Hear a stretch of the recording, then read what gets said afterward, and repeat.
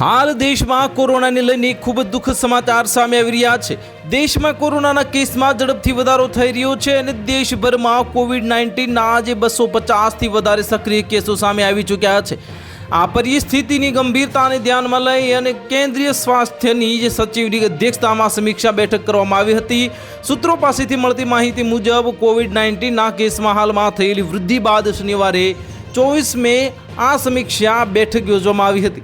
આ બેઠકમાં સ્વાસ્થ્ય અનુસંધાન વિભાગના અધિકારી ICMR Indian council of medical રિસર્ચના ડિરેક્ટર જનરલ સહિત અન્ય લોકોએ પણ ભાગ લીધો હતો। સૂત્રો પાસેથી મળતી માહિતી મુજબ કેન્દ્રીય સ્વાસ્થ્ય મંત્રાલય આ મામલે સતર્ક છે અને પોતાની એજન્સીઓના માધ્યમથી જ સ્થિતિ પર સતત નજર રાખી રહ્યા છે।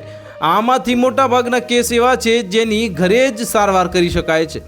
ભારતમાં કોવિડ-19ના બે નવા વેરિયન્ટ NB181 અને LF7 મળ્યા છે। બંને વેરિયન્ટ ઘાતક નથી। આ વિભિન્ન રાજ્યોમાં નોંધાયેલા મોટાભાગના કોવિડ-19ના કેસોની પ્રકૃતિ હલકી છે અને દર્દીની ઘરે જ સંભાળ કરી શકાય છે।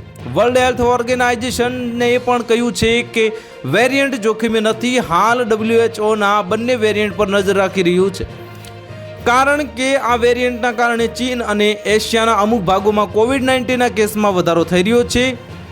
ઇન્ડિયન સોર્સ કોવ 2ના જીનોમિક્સ કન્સોર્ટિયમ જે ઇન્સાકોગના ડેટા અનુસાર એપ્રિલમાં તમિલનાડુમાં NB181નો એક કેસ સામે આવ્યો છે અને મે મહિનામાં ગુજરાતમાં LF7ના 4 કેસ સામે આવ્યા છે અને 19 મે સુધી દેશમાં કોવિડના 257 કેસ સક્રિય કેસ હતા।